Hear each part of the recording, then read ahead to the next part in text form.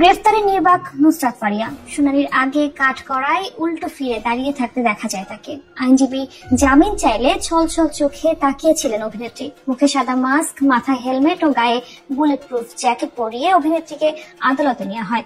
হাঁটিয়ে তাকে আদালতের দোতলায় তোলা হয়। এরপর হেলমেট খুলে তোলা হয় কাঠগড়ায়।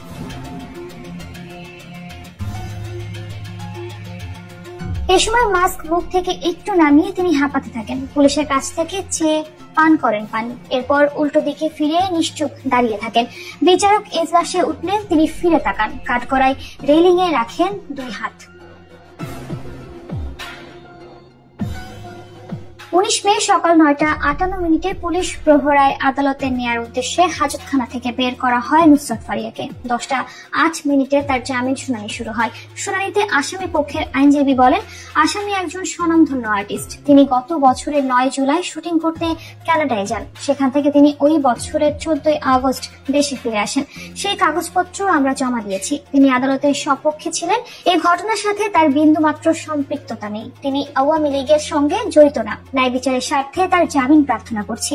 এ সময় তার দুই চোখ কান্নায় ছলছল করতে দেখা যায়।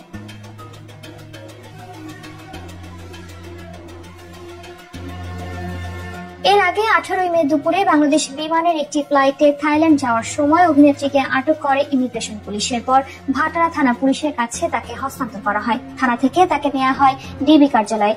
সেখানে তাকে জিজ্ঞাসাবাদ করা হয় আলোচিত এই নায়িকার বিরুদ্ধে বৈষম্য বিরোধী আন্দোলনে হত্যা চেষ্টার ঘটনায় ভাটারা থানায় একটি মামলা রয়েছে। মামলায় তাকে বৈষম্য বিরোধী আন্দোলনের বিপক্ষে অবস্থান নিয়ে আওয়ামী লীগের অর্থের যোগানদাতা হিসেবে উল্লেখ করা হয়েছে।